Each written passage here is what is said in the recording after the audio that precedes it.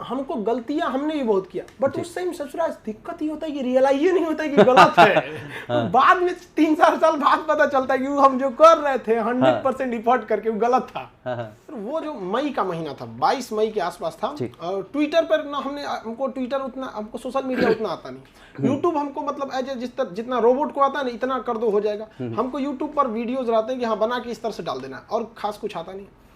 22 मई को हमने अचानक देखा कि ट्विटर पे ट्रेंड कर रहा है रिपोर्ट ऑन खान सर, कोई उल्टा सीधा, कोई बोल रहा है, कोई बोल रहा है। अब एक्चुअली हुआ क्या था ना कि हमने मई में कुछ वीडियोस बनाए थे। अब यूट्यूब पर क्या है ना कि लोग कमाने के लिए कुछ भी कर सकते हैं। बिल्कुल। हम आपको होता क्या है ना कि आदमी जब जाता है किसी भी रास्ते पे, तो उसे ये नहीं पता रहता कि जो आज हमने ये जो हम सफर झेल रहे हैं या कठिनाई झेल रहे हैं, ये कल को हमसे कोई पूछेगा।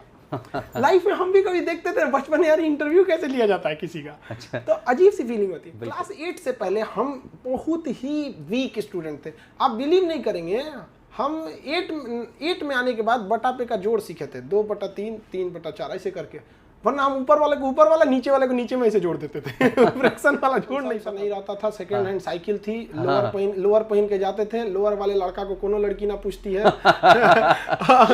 यहाँ कहीं जेब फट गया तो मम्मी सिल देती थी। यहाँ हो गया रिश्तेदार में किसी का मतलब कपड़ा उपड़ा बच गया तो हम लोग को दे देते थे, पहन लो। उसका कपड़ा उपड़ा पहन के आदमी ग्रेजुएशन हो गया। लड़कों को कौन सा एग्जांपल देंगे, क्योंकि ये गधे तो आधा घंटा सुबह उठते फोन पे बतिया के आए हैं, से तुम उठ गए कि नहीं, हम खा लिए। इनको वैसे ही समझाना पड़ेगा। ड्राइवर अगर पटरी पे किसी इंसान को देखता है तो ब्रेक मार के उसे जान बचा सकता है, लेकिन मारेगा तो पीछे 100 लोग मरेंगे। बिल्कुल। तो ऐसे इतना कठोर सजा दीजिए इस मामले पर, इस मामले में इतना कठोर कि एक माइंड सेट बन जाए, लोगों का खून खोल जाए। आप किसी के घर में चोरी कर सकते हैं, संसद भवन में चोरी करेंगे? सही बात। क्या है, राष्ट्रपति भवन में एक से एक सामान मिलेगा, थोड़ा चोरी करके देखें, काट डालेंगे सब वहीं बैठ। ज्यादा देखने को मिलती है, हम बिहारी हैं। बिल्कुल। और दूसरा कि ये लोग एक्सेप्ट नहीं कर रहे हैं कि हम अभी भी पीछे हैं। बिल्कुल। अब हमने कई सपना मेरा तो आज भी जिंदा है फौज में जाने का।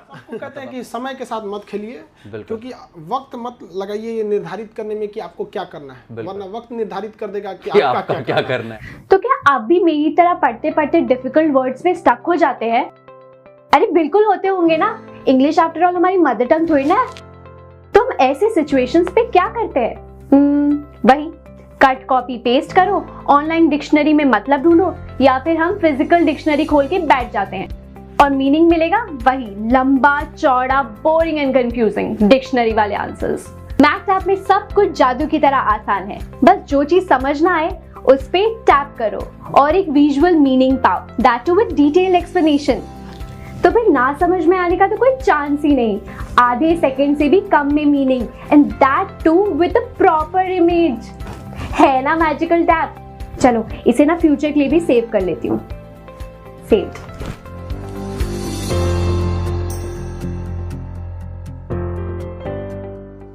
लौ दिए कि हवा में उछालते रहना, तुम पेड़ की जड़ों में तेजाब डालते रहना। हम नूर बन के सारे जहां में छा जाएंगे और तुम मुझ में गलतियां निकालते रहना। जी हाँ, इन पंक्तियों को चरितार्थ करते हुए खान सर ने अपने ऊपर फेंके गए ईंट पत्थरों को संभाल कर एक खूबसूरत सा महल तैयार कर लिया है, जिसकी खूबसूरती की चर्चा आज चहुओर है। लेकिन जो चीज आज इतनी खूबसूरत दिख रही है, इसके पीछे लगे तप, त्याग और समर्पण की कहानी कौन जानना चाहता है? नमस्कार, मैं अनुराग दांगी आप सभी का स्वागत करता हूं संवाद भारत के इस एक्सक्लूसिव प्रोग्राम जिद कहानी जिंदगी की में, जहां आज हम मिलेंगे खान सर से और उनसे जानेंगे उनके उन्हीं तप, त्याग और समर्पण की कहानी। जब खान सर मेहनत की भट्टी में अकेले तप रहे थे, उस तपन की कहानी, उस हौसले की कहानी जिसने एक आम से लड़के को खान सर बना दिया। तो चलिए स्वागत करते हैं अपने शो में खान सर का। सर आपका बहुत बहुत स्वागत है। धन्यवाद सर। हर काली रात के बाद एक सुनहरी सुबह आती है। सर आज यकीनन आपके ज़िंदगी की हर सुबह बड़ी खूबसूरत है, बड़ी सुनहरी है, लेकिन सर हम उन काली रातों का सच जानना चाहेंगे जब आपके साथ आपके हौसलों के सिवा कुछ नहीं था। सर एक इंसान की ज़िंदगी में कभी ना कभी ऐसा वक्त ज़रूर आता है जब उसे लगता है कि अब बस, अब तकलीफ़ें और नहीं, अब दर्द और नहीं, मतलब वो क्विट कर देना चाहता है। आपके लाइफ का वो मोमेंट कौन सा था और आपने उसे कैसे हैंडल किया? कि सबके लाइफ में अलग अलग मुसीबत आती है, और आपने कहा कि कभी एक दौर ऐसा आता है, हमको लगता है 3-4 बार ऐसा आता है। हमने तो फील किया था 3-4 बार ऐसा आया था। कई बार हमको सोचे थे कि हट जाते हैं बहुत। जैसे मैट्रिक पास किए, इंटर में ठीक ठाक हुआ, ग्रेजुएशन हम लोग ने दोस्तों से मिल के पढ़ाई की है, फाइनेंशियली बहुत दिक्कत हो गया था, तो दोस्तों ने काफ़ी हेल्प किया वहाँ पर। तो एक वो समय था, अब उस पर क्या था, रिलेटिव पिन मारते हैं, अरे क्या पढ़ा रहे हो यार, इसको कोई काम हम सिखाओ और विदेश भेज दो। क्योंकि हम लोग जो यूपी बिहार का जो बेल्ट है ना, ये सिवान छपरा वाला ये वाला एरिया और ये पटना, यहाँ पे क्या है कि कोई टेक्निकल काम सिखा के विदेश भेज दो, काम हम करने में जेसीबी उसीबी सीख हो के वहाँ पर। तो हम तो जेसीबी सीख भी गए थे। JCB great. तो उसमें काफ़ी सिंपल होता है। तो हमको लगा भाई कोई ना कोई काम सिखा, लेकिन जो एक 9th से ही आदमी जो जुनून था उसमें, एक तो सैनिक में जाना था, तो सैनिक स्कूल की हम लोग एग्जाम दिए थे, अनफॉर्चुनेटली सैनिक स्कूल में वहाँ मेरा नहीं हुआ। फिर पॉलिटेक्निक में हुआ, वहाँ जाना नहीं था। हम लोग के वक्त में AITRIPL ही हुआ करती थी, उस सब में हम लोग को जाना ही नहीं था, आदमी बस ऐसे ही एग्जाम दे दिया। तो वहाँ असफल के बाद ग्रेजुएशन में ये समस्या आने लगी। फिर धीरे धीरे क्या हुआ कि कोचिंग फील्ड में आए, तो यहाँ हम लोग ने कई सारे मतलब कोचिंग को खड़ा किया गया। यहाँ पे इस लोगों ने पैसा लूट लिया, यहाँ पर 40 रुपये बचे मेरे पास। फिर वहाँ से एक कोचिंग शुरू किए, धीरे धीरे करने के बाद एक वक्त ऐसा आया कि लड़कों को सोचे कि नहीं, हमें पैसे नहीं चाहिए, हम लड़कों की भलाई करते हैं, एकदम मिनिमम फी देके। हम ये सोचते हैं हमारे पास रिक्शा वाला ठेला वाला का लड़का है, उसको अच्छे से पढ़ाएं, क्योंकि उनमें हिम्मत बहुत होता है, पंखा नहीं भी रहेगा पढ़ते रहेंगे। सही बात है। ये भलाई के चक्कर में एक बार ऐसा हुआ कि मेरे पास किराया नहीं बचा। और ना अगर आपको पटना में सरवाइव करना है तो मीन्स आपको ऑक्सीजन से ज्यादा जरूरी आपके पास पैसा होना चाहिए। हमको तो ये चीज रियलाइज हुआ 2018 में। हम कहें कि अब क्या करें, हमको खुद समझ में नहीं आ रहा था। तो कई बार ऐसा हुआ, बट धीरे धीरे करते करते ऊपर वाला सब चीज है। अगर आप अच्छा काम करते हैं ना, बहुत तकलीफ आती है, बट टेंशन नहीं लेना चाहिए। झूला पीछे आता है ना तो एक बार लंबा छलांग भी मारता है। तो 2018 मेरे लिए फाइनेंशियली इतना अजीब था कि हमने सोचे थे कि भाई अब छोड़ छाड़ देते हैं हम लोग, बहुत ज्यादा भलाई कर दी, अब पॉसिबल नहीं है इतना, क्योंकि जो एक मिनिमम फी थी उसको देखते हुए। फिर धीरे धीरे धीरे धीरे ग्रेजुअली ठीक हो गया। और कब ऐसे ठीक होता है ना कि आप हमको लगता है कि किसी जो भी जिसका भी समय खराब था फिर ठीक हुआ, उसके पास बहुत ज़्यादा कहने को नहीं रहेगा, उसको पता ही नहीं चलेगा, धीरे धीरे धीरे धीरे ठीक हो जाता है। बिल्कुल, बस गलत पे नहीं जाना चाहिए, ऊपर वाला सब देखते रहता है। बिल्कुल सी बात है। मतलब सच ही कहा गया है कि जब आधे रास्ते आपने तय कर लिए हो, वहाँ पे जब आपको क्विट करने का मन कर रहा हो, तो आधे रास्ते आपको तय करने पड़ेंगे लौटने के लिए। तो बेहतर है कि आगे ही बढ़ते चलो, मंजिल पा जाओगे। और नो डाउट आपके साथ भी वही हुआ। सर, आपको सुनना, आपको देखना, आपको पढ़ना सच में बहुत ही अच्छा लगता है। ये हमारी खुशकिस्मती है, ये हमारा भाग्य है कि हम उस दौर में हैं जहाँ खान सर हैं। सर, आलोचनाएं इंसान को भीतर से तोड़ देती है, और वो भी तब जब आप जन सरोकार के कार्यों के लिए जी जान से लगे हुए हो। सर, आपके ऊपर भी एक वक्त ऐसा हुआ जब नेगेटिव क्रिटिसिज्म हो रहे थे, वो भी बेबुनियाद जी। सर, उस वक्त आपकी फीलिंग्स कैसी थी? क्योंकि नो डाउट आप भी एक इंसान है, तो हर इंसान की अपनी एक फीलिंग्स होती है, तो वो फीलिंग्स कैसी थी और उस दौर को आपने कैसे हैंडल किया? सर, वो जो मई का महीना था, 22 मई के आसपास था, और ट्विटर पर ना हमको ट्विटर उतना, हमको सोशल मीडिया उतना आता नहीं। यूट्यूब हमको मतलब जितना रोबोट को आता है ना, इतना कर दो हो जाएगा। हमको यूट्यूब पर वीडियोज रहते हैं कि हाँ बना के इस तरह से डाल देना, और खास कुछ आता नहीं। 22 मई को हमने अचानक देखा कि ट्विटर पे ट्रेंड कर रहा है रिपोर्ट ऑन खान सर, कोई उल्टा सीधा कोई बोल रहा है, कोई बोल रहा है। अब एक्चुअली हुआ क्या था ना कि हमने मई में कुछ वीडियोस बनाए थे। अब यूट्यूब पर क्या है ना कि लोग कमाने के लिए कुछ भी कर सकते हैं। बिल्कुल बिल्कुल। और हम लोग के क्लासेज जो होते हैं ना, हम लोग एक यूट्यूबर तो है नहीं, अब एक साधन है यूट्यूब पर पढ़ाने का। हम लोग तो एक टीचर है, लंबे क्लासेज रहते हैं, तो उसमें इजीली किसी के लिए होता है ना, उस क्लास का कुछ काट लो, इस क्लास का कुछ काट लो यहाँ पर, तो वो काट के और रिलीजियस उस पर इसको लोगों को डाल दिया गया। हमको तो उस समय बहुत खराब लगा कि हमने ये तो कहा नहीं है। अब मजाक, अब जैसे स्टूडेंट है, मजाक मजाक में बोलते रहते हैं सर आपका ओरिजिनल नाम क्या, तो स्टूडेंट को अधिकार है वो हमसे पूछ सकते हैं, तो हम लोग मजाक में कुछ कर देते। लेकिन गधों को ये भी समझ में नहीं आया कि मजाक में और रियलिटी में अंतर होता है। स्कूल जाएंगे सब तब तो पता चलेगा। जिन लोगों ने ये क्रिटिसिज्म उठाया था कि खान सर हैं या ये हैं, अमित सिंह है, या उन लोग को तो कोई खास जनसंख्या के जनगणना के काम में आते हैं वो लोग। बस धरती के बोझ कहे जा सकते हैं लीजिए वहाँ पर। अब उन लोगों ने सवाल उठा, अब आप किसी को लॉजिक कब दे सकते हैं? जब सामने वाला पढ़ा लिखा है तब तो। बिल्कुल बिल्कुल। और अब पढ़ाई लिखाई नहीं रहेगा तो उसको क्या समझा सकते हैं? लेकिन हमको बड़ा खराब लगा कि उन लोगों ने अपने पैर पे जाले कुल्हाड़ी मारा। रीजन क्या था कि हमने वहां पर समझाया था कि जैसे जैसे रेडिकुलेशन होगा पाकिस्तान या अफगानिस्तान में, स्थिति वहीं की खराब होगी। और ये गधों ने कभी स्कूल गए नहीं हैं और ये उल्टा सीधा काम करेंगे, कोई सब्जी बेचेगा, कोई पंचर साटेगा, कोई कुछ। तो इन लोगों ने क्या किया ना, पाकिस्तान शब्द, क्योंकि वो तो पूरा टॉपिक पाकिस्तान का था और ये अप्रैल की वीडियोस थी, उसको इन्होंने कह दिया कि देखिए इन्होंने मुसलमानों के लिए कहा। हम उन लोगों को यही समझाना चाहते थे, भाई इसमें मत पढ़ो, वरना जो पढ़े लिखे लोग हैं वो पूरी वीडियो देखेंगे और फिर तुम ही को कहेंगे कि तुम पाकिस्तान का सपोर्ट क्यों कर रहा है। बिल्कुल सही इसमें बात है। मेरी बदनामी कुछ समय के लिए है, जब तक कि लोगों ने पूरा नहीं देखा, बाद में तुमको बहुत पछताना पड़ेगा। और फिर तुम ये मत करना कि फिर हमको कोई पाकिस्तान क्यों भेजने लगता है, कोई श्रीलंका क्यों भेजता है। भाई तुमको वहां बोले हैं, तुम आधा वीडियो देख के तुम उसके लिए छाती पीटोगे तो लोग तुमको भी पूछेंगे। हम तो सबसे पहला उनको समझा रहे थे, भैया भेड़ चाल में मत फंसेगा। तो हुआ भी वही। सच थक सकता है, सच को लोग परेशान कर सकते हैं, सच कभी पराजित नहीं हो सकता है।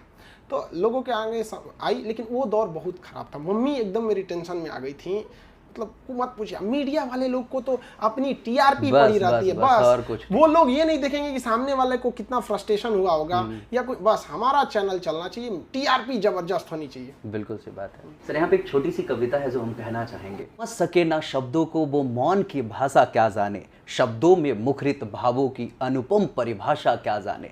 नहीं शब्द निरर्थक शब्द मात्र, ये है व्यक्तित्व का आईना, जिन्हें शब्द दिखे नहीं भाव दिखे, वो मन की भाषा क्या जाने।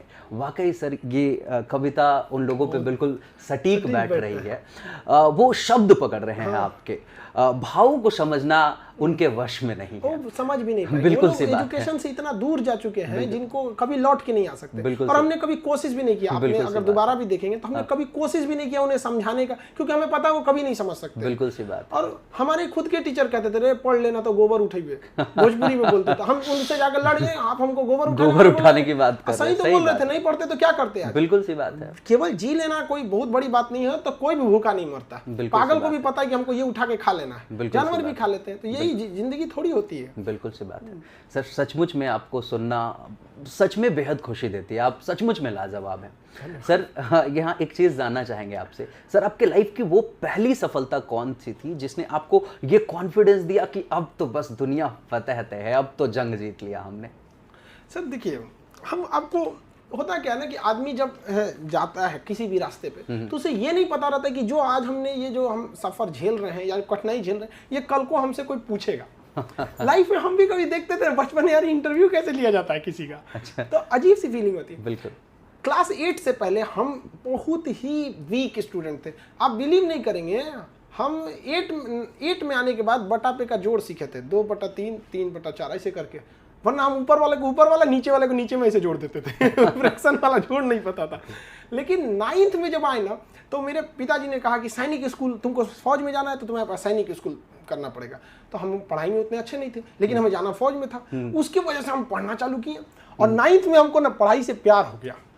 और उस समय हमको लगा नहीं यार पढ़ाई तो बहुत मस्त चीज है, नहीं आता है तब दिक्कत हो जाता है। तो वहाँ 9th और 10th में ना जो बूस्ट अप मिला ना, तो ऐसा लगने लगा नहीं हम लोग कुछ कर लेंगे। और क्लास में जो लड़के जो थे या जो फिर जिन्हें जो हम बहुत देखते थे कि ये बहुत पढ़ने में तेज है, बाद में पता चला तू भी तो यही पढ़ रहा था, हमको नहीं पता था यहाँ। सही बात। और 9th 10th में जो पढ़ाई किए ना, तो एक पढ़ाई से लगाव हो गया। हम सारे स्टूडेंट को कहते हैं आप पढ़ाई से तभी भागोगे जब आपको पढ़ाने, जब समझ में नहीं आता। बिल्कुल तो भागिए नहीं। लड़का क्या करता है, जो समझ में नहीं है तो उसको कल पे टाल देता है। हाँ। और आज भी हमने जिस चीज को कल पे टाला है वो आज तक अटका हुआ है, कल पे नहीं टालना चाहिए। बिल्कुल सी बात है। और जिस दिन समझ, और इंटरमीडिएट में हमको आज भी याद है, हमने अपने जीवन में सबसे ज्यादा पढ़ाई किया तो 11th में पढ़े।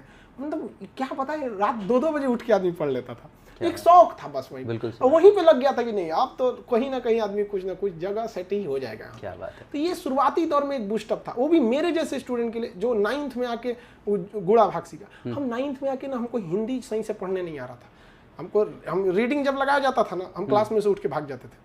मेरी रीडिंग स्किल बहुत खराब है, रीडिंग एंड राइटिंग स्किल। हम एक लाइन लिखते हैं उसमें कहीं 2-4 जगह हमेशा गलती होता है। लड़कों से भी पूछ देते हैं कि भाई क्या लिखना है, यहाँ कुछ भी गलती। हम ज में और य में अंतर समझ में नहीं है, कंफ्यूजन हो जाता है हमको। 53 लिखना रहेगा 35 लिख देते हैं। मतलब सच में बहुत ही इंस्पायरिंग स्टोरी है। लाइक हम आज भी सर, हम आपको कॉन्फिडेंस के साथ नहीं कह सकते हम कि एक अखबार लेंगे और उसमें पढ़ेंगे, हम 10 लाइन पढ़ेंगे तो उसमें कोई त्रुटि ना होगा। ऐसा नहीं कि हमको आता नहीं है, समझ में आता है, बट वो एक समझ की चलिए एक तरह का आप उसको बीमारी कह लीजिए। वो हम 10 लाइन भी पढ़ेंगे ना, उसमें 4-5 जगह हम गलती पढ़ देंगे। या उसके भाव को मिला के पढ़ देंगे। और लिखेंगे तो ऐसा, लिखने में तो एक लाइन में कम से कम 4 जगह मात्रा गलती करेंगे। हमारे टीचर थे, पढ़ाती थी जो हिंदी, मेरे नोट्स फेंक देती थी, गधा कहीं का फेल होके आएगा तुम यहाँ पे।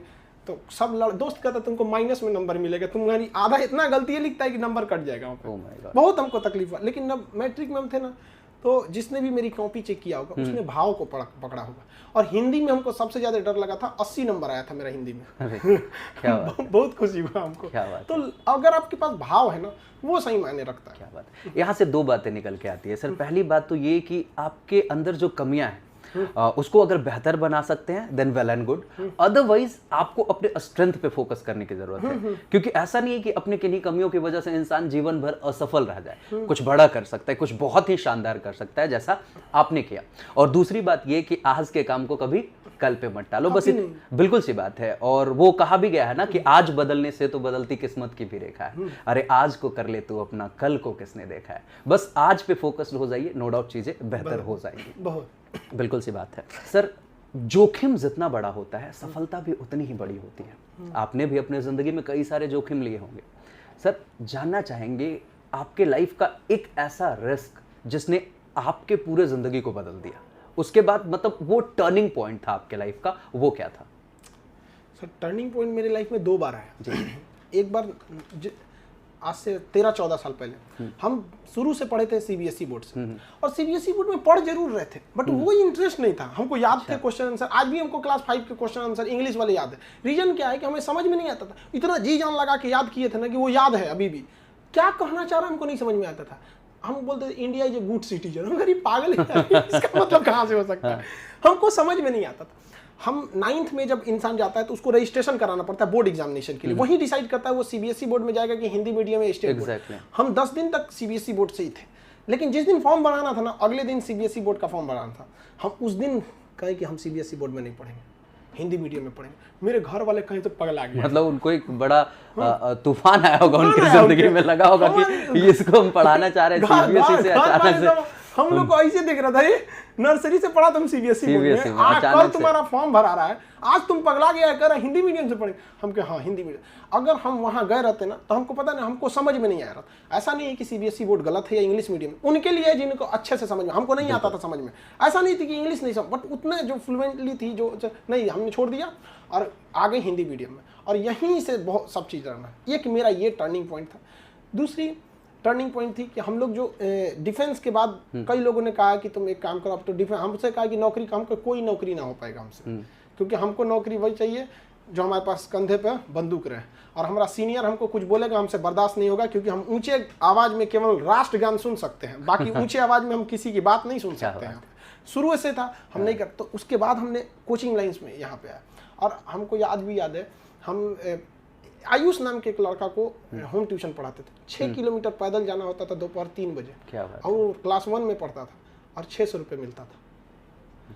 बट वो 600 रुपये से जो पेट भरता था ना, आज 5 स्टार होटल में भी वो खाना नहीं आता नहीं लगता है। वो पैसे बहुत, मतलब वो लगता था कि नहीं, एक हफ्ता पहले से इंतजार हो जाता था कि अब 600 रुपये में। 600 रुपये में धीरे धीरे मिसयूज भी बहुत लोग करते थे। अब किसी के पास गए, एक आदमी कहे कि हमारे 5 बाल बच्चे हैं, उनको पढ़ा दीजिए, 2 घंटे पढ़ाइएगा, 800 देंगे। हम कहे यार क्या बात करते हो यार, फिर भी कहे चलो भाई दो, कुछ तो मिल रहा है, something is better than nothing. बिल्कुल सही बात। एक ये हो गया। और लाइफ में हम कहते हैं कि सबको, किसी को भी, चाहे वो किसी भी फील्ड में, खाली मत बैठो। हमने अपने लाइफ में कभी खाली नहीं बैठे। ये बड़ी बात। 9th में थे, सैनिक स्कूल की पढ़ाई, तो अपनी 9th का भी सिलेबस देखना, उसके कंपटीशन को भी देखते रहे। 10th में गए, हमको पॉलिटेक्निक निकालना है, तो 10th भी पढ़ रहे हैं, पॉलिटेक्निक भी पढ़ रहे हैं। तो 10th जो नॉर्मल लड़का पढ़ रहा है, उससे तो जेन्युइन हमको कुछ एक्स्ट्रा मिल रहा है पॉलिटेक्निक। बिल्कुल सही बात। इंटर में पढ़ाई करने लगे तो AIEEE और IIT भी देखना है, उसको देखो साथ में NDA भी देखते रहो। ग्रेजुएशन में गए तो भाई हम सोचे कि चलो एक बार CDS में ट्राई मारते हैं। तो हमको बाद में पता चला कि मेडिकल में छटोगे ना तो तुम कहीं नहीं रहोगे।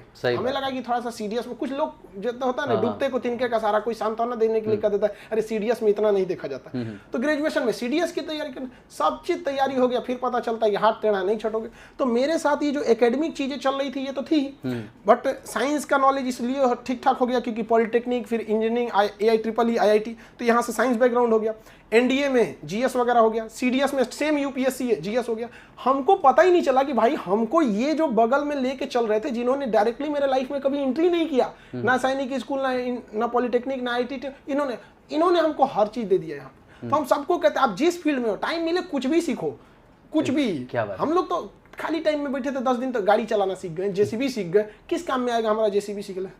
बट लेकिन कहीं ना कहीं जो कुछ भी हम सीखते हैं कभी ना कभी सर वो लाइफ में जरूर काम में आ जाता है। और ये सबसे अच्छी बात है कि जो आपने बोला कि आप एक्स्ट्रा करते थे, तो ये भी सच है कि जब आप लाइफ को एक्स्ट्रा दोगे ना तो लाइफ आपको रिटर्न में एक्स्ट्रा देगी। और जो आपको मिला है, नो डाउट आप आर्मी में जाना चाहते थे, आज मतलब इतना कुछ है कि मत पूछिए। मतलब ये सारी चीजें उसी एक्स्ट्रा का परिणाम है। हम जब क्लास 6 में पढ़ते थे, मेरे पिताजी ने उस समय हमको कंप्यूटर सिखाने के लिए भेज दिया। जिस वक्त हम लोग 6 में पढ़ते हैं, आज से 15-16 साल पहले की बात है, उस समय कंप्यूटर का इतना प्रचलन भी नहीं था और मेरा बाल झड़ने लगा था और टाइपिंग भी सीखते थे। मेरी ये कानी उंगली ना मोच आ गई थी, क्योंकि टाइपराइटर उस समय होता था, मशीन टाइपराइटर, उसमें कैपिटल लेटर लिखने के लिए सिर्फ दबाइएगा ना पूरी मशीन उठ जाती थी, तो काफी हार्ड होता था। मेरे छोटे थे, मेरी उंगली मुँह चुक गई। मम्मी पापा को बहुत बोली, इतना छोटा लड़का इतना बोझ डालेंगे। पिताजी ने क्या किया ना, अगले दिन हमको कंप्यूटर में एडमिशन करा। आज हमको ये हाल हो गया कि हमने यूट्यूब पर आज हमारा 12 मिलियन क्रॉस हो गया, आज तक किसी की जरूरत नहीं पड़ी।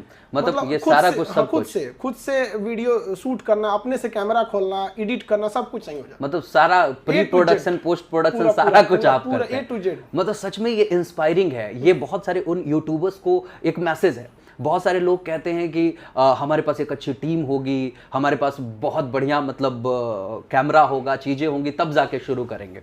बट मतलब आपके पास आप रहने चाहिए। आप बिल्कुल आप हैं तो टीम है। क्या बात है। मतलब आप अकेले सब कुछ है। आसमान है तो सितारे हैं। क्या बात है। आप आसमान बनिए। क्या बात है। अगर सितारे नहीं भी रहेंगे ना, आपका वजूद जिंदा रहेगा। बिल्कुल सी बात है। और ये परिस्थितियों की क्या औकात है सर, अगर आपके अंदर हौसला है, बस उनके लिए इतना ही कहेंगे सर, तुम लाख कोशिशें कर लो हमें नाकाम करने की, अरे मैं तो उड़ता हुआ परिंदा हूँ, ये पंख तब तक नहीं रुकेंगे जब तक हमारी सांस बाकी है। सर सच लोगों ने हमें धक्का दिया ताकि हम डूब जाएं। बिल्कुल सी फायदा ये हुआ कि कम वक्त जिंदगी में तैरना सिखा दिया। सच में बहुत अच्छी बात सर, बहुत अच्छी बात। सच में आपको सुनना, खुद को ऊर्जावान करना है। सच में बहुत ही मजा आता है जब भी आपसे मिलते हैं, लगता है कि ये मुलाकात का सिलसिला ये आप एक्चुअली आप टीचर हैं। बिल्कुल, तो आप एक टीचर दूसरे टीचर की फीलिंग को समझ सकता है कि टीचिंग लाइन में कितनी सारी कठिनाइयां आती हैं। आप कुछ भी कीजिए, आपको बाकी के लोग दबाना चाहेंगे, आप स्टूडेंट की भलाई करने के लिए सोचेंगे। आप भी टीचर रहे हैं, स्टूडेंट को सोचेंगे कि कम फी में हम दे दें। बिल्कुल सी बात। 4 आदमी बोलेंगे आप इतना कम में क्यों दे रहे? अरे भैया हमारी कोचिंग फ्री में बांट दे। बिल्कुल सी बात है। बिल्कुल सी बात है सर। यहाँ पे एक चीज और जानना चाहेंगे आपसे कि खान सर आज नो डाउट एक बहुत बड़ी शख्सियत है, लेकिन आप कॉलेज लाइफ में कैसे अपने जीवन को जीते थे? आप कॉलेज लाइफ में कैसे थे? नो डाउट आज बहुत सारे बच्चे कॉलेज में हैं और आपका ये मैसेज जो जैसे भी आप कॉलेज लाइफ में थे, कहीं ना कहीं हमें लगता है कि उसका इम्पैक्ट आज के लाइफ पे जरूर है, क्योंकि आप जो कॉलेज में करते होंगे कहीं ना कहीं उसका एक इम्पैक्ट होता है आपके भविष्य पे। तो प्लीज सर बताएं कि आपकी कॉलेज लाइफ कैसे थी? देखिए कॉलेज लाइफ में हर इंसान कोई ना कोई गलती करता है। हमने कॉलेज लाइफ में क्या किया ना, जो सब्जेक्ट में हमें इंटरेस्ट था हम उसमें बहुत ज्यादा दिलचस्पी देते, जैसे फिजिक्स। हमने कॉलेज लाइफ में ना खूब फिजिक्स पढ़े, मान लगा के एकदम फिजिक्स, फिर केमिस्ट्री पढ़ते थे। मैथ्स को बहुत कम ध्यान दिए, जिस वजह से ना मैथ्स से धीरे धीरे लगाओ। आप किसी को समय देंगे, आपको वो आप उसके क्षेत्र में जाते जाएंगे। बहुत बार ऐसा होता है ना कि मैट्रिक में या 10th में जो हमारे दोस्त होते हैं जिन्हें हम बहुत ज्यादा समय दिए, उसके बाद उनको समय नहीं देते तो चेहरा भी भूलने लगता है। बिल्कुल सी बात। जबकि वो कॉलेज में मेरे साथ पढ़े रहते हैं। तो हमने भी यही गलती है कि जो मेरा अच्छा लगता था उसमें जी जान लगा के पढ़ते थे, जो कम रहता था उसको ऐसा नहीं देते। इस वजह से थोड़ा परसेंटेज भी गड़बड़। मेरा बीएससी में, हम साइंस से थे, बीएससी में 49% है। 49 बस एकदम हम एकदम उदास थे। हमारे टीचर के पास गए ना, तो टीचर ने कहा कि पागल है तुम, स्कूल में छोड़ना, लाइफ में टॉप कर। क्या बात है। ये बहुत ही शानदार चीज। मेरे टीचर हमारे दोस्त की तरह है। क्या बात है। और ये सर सबसे बड़ी चीज हो जाती है कि जब वैसे तो मित्रों को कहा ही जाता है कि वो हमारे शिक्षक होते हैं, और जब शिक्षक आपके मित्र बन जाए ना तो फिर जिंदगी शानदार हो जाती है। हम भी आज भी अपने स्टूडेंट से यही उम्मीद रखते हैं, एक डिसिप्लिन मेंटेन करना, एक प्रोटोकॉल फॉलो, बट एक लिमिट के अंदर वो एज हमारे फ्रेंड ही रहते हैं, हंसी मजाक ये वो। हम तो कभी कभी कोई लड़का देखते हैं इसमें लंच टाइम पे या फिर क्लास के बीच में गैप रहता है, खाना खाता तो जाके उसमें से खा लेते हैं। क्या बात है, बहुत, वो भी खुश, हम भी खुश। बिल्कुल सी बात है, उसको माहौल लगना नहीं चाहिए कम स्कूल में। बिल्कुल सी बात है। कॉलेज लाइफ में मतलब आपकी क्या दिनचर्या रहती थी? लाइक जैसे आज के बच्चे क्या होते हैं, बहुत ही वक्त वेस्ट करते हैं अपना, किसी को घुमाने में, कहीं पार्क में तो कहीं रेस्टोरेंट में, मतलब आप उस दौरान बेसिकली क्या करते थे? उस दौरान हम लोग के पास पैसा वैसा नहीं रहता था, सेकंड हैंड साइकिल थी, लोअर पहन के जाते थे। लोअर वाले लड़का को कोनो लड़की ना पूछती है। यहाँ कहीं जेब फट गया तो मम्मी सिल देती थी। यहाँ हो गया रिश्तेदार में किसी का मतलब कपड़ा उपड़ा बच गया तो हम लोग को दे देते थे, पहन लो। उसका कपड़ा उपड़ा पहन के आदमी ग्रेजुएशन हो गया, दूसरे के रिश्तेदार का, तो दूसरे का कपड़ा पहनेंगे तो पता चल जाता। साइकिल उठा के जाते थे पहले इधर कॉलेज से पढ़ के आए तो फिर थोड़ा बहुत आराम किए। फिर हमारी एक आदत अच्छाई भी कही है, खराबी भी कही है। हम कॉलेज में जो पढ़ाया जाता था उसको रफ में लिखते थे और घर आके फेयर करते थे। सब बोलते थे तो वहीं का नहीं फेयर करता है। हम के वहां भी एक बार पढ़े हैं, फेयर करते समय यहाँ भी पढ़ लेंगे। हमको रिवीजन थोड़े करना है, अब केवल रिवीजन करेंगे तो किसी दिन दिमाग से उतर जाएगा। फेयर करने के बहाने तो ये हो गए। और हमने कंसिस्टेंटली कभी नहीं छोड़ा। मेरे रिश्तेदार में कितने लोगों की शादी पड़ी, मतलब ग्रेजुएशन और इंटर के बीच में, मैट्रिक से लेकर ग्रेजुएशन के बीच में किसी की भी शादी पड़ी, किसी में नहीं गए थे। मतलब मैक्सिमम फोकस आपका अपने स्टडीज पे होता था और प्रैक्टिकल नॉलेज पे। लाइक कॉलेज में कुछ ऐसा, जैसे कि कॉलेजेस में जनरली प्रैक्टिकल्स होते हैं, आप उसको कैसे देखते हैं? हमारे सर प्रैक्टिकल, हम लोग के अश्वनी सर थे और सुभाष सर थे। ये लोग फिजिक्स में प्रोफेसर मतलब होता है, प्रभात सर केमिस्ट्री पढ़ाते थे। इन लोगों ने ना प्रैक्टिकल को, हम कहिए तो हमारे पास लैब रूम की चाबी रहती थी। क्या बात, इन लोग से इतना लगाव था ना हम लोग को, चाबी खोल के गए, कुछ करते रहे। टीचर्स हमको ना अपने लाइफ में बहुत बेहतरीन मिले। दो चीज तो हमारे पास है, टीचर्स और दोस्त। क्या बात है, यही दो लोग मिले, बाकी सब चीज तो उनके रहने की वजह से वो मिल गया हमको। No doubt. बट ये लोग बहुत अच्छे थे पढ़ाई के, और हमने कुछ सारे लड़कों को भी कहते कुछ भी पढ़ना है, तू कुछ भी पढ़। हमारा वो हम साइंस के स्टूडेंट थे, हम इंटरनेशनल रिलेशन पढ़ते थे। गद्दाफी के समय लीबिया का युद्ध हुआ, उस समय मिस्र में कभी आज से 10-12 साल पहले की सब, उसको मेरी मम्मी कहती तुम्हारा सिलेबस क्या है, पापा कहते थे क्या पढ़ रहा है, फिर पापा कहते ठीक है चलते रहो। कुछ भी रखिए, खाली मत रखिए। ये वीडियो बड़ी गेम अच्छी बात खेलेंगे उससे क्या फायदा, खाली मत रखिए। खुद को खाली मत रखिए, इंगेज रखिए, कुछ भी कीजिए, अपने आप को मल्टीटास्किंग बनाइए अगर आपके पास वक्त बच रहा है तो। देखिए हमारे दादाजी क्या बोलते थे कि बांस जो होता है ना, बांस जब वो बच्चा रहता है ना तो उसको हम लोग कोइन बोलते हैं देहात के भाषा में। वो पतला रहता है तो उसको जितना मोड़ना है जिस साइज में मोड़ लीजिए। और अगर आप सोचेंगे नहीं 10 दिन बाद मोड़ेंगे तो वो मोटा हो रहा है और ज्यादा लेट कर देंगे ना तो फिर आप मुड़बे नहीं करेगा। तो लड़कों को जितना जल्दी मोड़ना है भाई साहब मोड़, जिधर जाना है जा, लेट मत कर तुम, आप नहीं मुड़ पाएगा। हम अभी भी कहते हैं, खुद अपने आप को कहते हैं, स्टूडेंट लाइफ में जितना मेहनत कर दिए हम लोग उसका अभी 20% भी नहीं होगा। और वो स्टूडेंट लाइफ में जो आपने मेहनत करा उसका इम्पैक्ट तो अभी के लाइफ पे होगा ही। अब नहीं हो पाएगा साहब, हम लोग बांस बन चुके हैं, ज्यादा मोड़ेगा कोई टूट जाएगा। बिल्कुल सी बात है। उन बच्चों के लिए जो अपना अभी वक्त कहीं ना कहीं बर्बाद कर रहे हैं, उनसे बस इतना ही कहना चाहेंगे, सर अभी समय है, अभी नहीं कुछ भी बिगड़ा है। देखो सुसमय सुयोग तुम्हारे पास खड़ा है, करना है जो काम उसी में चित्त लगा दो। अरे आएगा क्या समय, समय तो चला जा रहा है। समय कभी नहीं आता है, लोग कहते हैं वक्त आएगा तो पता है, वक्त जाता है, जा रहा है, गुजर, समय तो चला जा रहा है। किसका इंतजार कर रहे हो यार? बहुत लोग कहते हैं कि राइट टाइम का वेट कर रहे हैं यार। When you start that is the right time, you should initiate actually, है ना? The best time to start anything is right now. Right now, exactly, ये बड़ी चीज है सर। सर यहाँ पे एक सबसे बड़ा सवाल जो मैं अभी पूछने जा रहा हूँ आपसे कि सर आपके सपनों का भारत कैसा? देखिए हमारे सपनों का भारत क्या है, जैसे मान के चलिए कोई हवाई जहाज से किसी को ढकेल दीजिए तो उसके पास एटलीस्ट एक पैराशूट होना चाहिए। बिल्कुल। बाकी वो सोच रहा कहीं गिरे एटलीस्ट पैराशूट दे दे भाई, हम जंगल में गिरे कहीं उसके बाद हम समझे, पहले गिरने के बाद सलामत तो बचे। बिल्कुल। हर इंसान के पास भारत में एक ऐसा स्किल्ड होना चाहिए कि उसको जिंदगी में कुछ ना हो तो उसके बदौलत वो जी सके। किसी के पास टाइपिंग स्किल हो सकता है, शॉर्ट हैंड हो सकता है, पेंटिंग हो सकता है, कंप्यूटर हो सकता है, सिलाई हो सकता है, स्किल्ड होना चाहिए। स्किल्ड नहीं तो तुम कूदे हो इस जिंदगी में बिना पैराशूट के, गिर के मरेगा तुम कहीं ना कहीं। बिल्कुल सही बात। स्किल्ड होना चाहिए। जेट सपोज हमारे पास क्या है स्किल्ड में, एक चीज की स्किल्ड है टीचिंग है, टीचिंग है वहाँ पर, वो टीचिंग में तो कभी वो चीज होना। अब स्किल्ड में भी क्या अपडेट होते रहना चाहिए। हम लोग में भी 5 साल पहले जो पढ़ाए थे अभी में क्या है वो चीज नहीं है। इसके अलावा 2-3 स्किल्ड आ गई तो सही है, उसके बाद आपको जो करना है करिए। एक पैराशूट है लाइफ में, सबके पास एक स्किल्ड रहना चाहिए। एजुकेशन सिस्टम बेहतरीन होना चाहिए। क्योंकि अब देखिए कि सरकारी स्कूल या फिर गवर्नमेंट है, उसमें एक स्टूडेंट का एजुकेशन का लेवल ही गिरा हुआ है, जाने के तुरंत लग जाता है कि सरकारी स्कूल है। बिल्कुल बिल्कुल ये इसमें सुधार की जरूरत है बहुत ज्यादा। बिल्कुल सी बात है। मतलब दो चीज़ें कि अगर आप देखना चाहेंगे इस भारत को, तो वहाँ पे स्किल डेवलपमेंट की बात हो रही हो, वहाँ पे एजुकेशन की बात हो रही हो, और नो डाउट आप ही का कहना है कि जो एक शिक्षित व्यक्ति है कहीं ना कहीं वो समाज का निर्माण करता है, तो बाकी चीज़ें अपने आप निर्मित हो जाएगी। एकदम बिल्कुल सी बात है सर। बस इतना कहेंगे सर कि आपसे जो आपके सपनों का भारत सुन रहे थे, सच में मुझे रोमांचित कर रहा था, बड़ा अच्छा लग रहा था। और ये कहेंगे कि सर आपका कोई भी सपना अधूरा ना हो, आपका हर ख्वाब पूरा हो सर। जरूर पूरा हो। बिल्कुल सी बात है सर। सर यहाँ पे आपसे हम जानना चाहेंगे कि आपकी ये दिनचर्या कैसी है, आप मतलब मॉर्निंग टू नाइट कैसे बिताते हो? मुझे विश्वास है कि कहीं ना कहीं आप हाईली पैक्ड शेड्यूल फॉलो करते हो। सुबह हम उठेंगे तो जब मेरा कोई भी जो काम शेड्यूल रहता है उसके 1 घंटा पहले हम उठ जाते हैं। 7 बजे से अगर क्लास चालू है तो हम 6 बजे उठ जाएंगे। इसमें पढ़ाना क्या है, पहले देख लेते हैं कि लड़कों को जो पीडीएफ देना रेडी है या नहीं, उसमें कोई स्पेलिंग मिस्टेक तो नहीं है। फिर पढ़ाना क्या है, फिर सोचते हैं कि लड़कों को कौन सा एग्जाम्पल देंगे, क्योंकि ये गधे तो आधा घंटा सुबह उठते फोन पे बतिया के आए हैं, से तुम उठ गए कि नहीं, हम खा लिए। इनको वैसे ही समझाना पड़ेगा। तो इनको कैसे समझा सकते हैं, यहाँ पर कैसे डांटेंगे, बोलेंगे कब टेस्ट ले, एक मतलब जो पढ़ाना है उसका शेड्यूल देख लिए। इसके बाद क्लास में पढ़ाने आ चले, हर क्लास के बीच में 5 मिनट की गैप रहते हैं। उस 5 मिनट में अपना थोड़ा थोड़ा करके नाश्ता कर लेते हैं। 3 बार में नाश्ता खत्म हो जाता है, पार्ट बाई पार्ट में।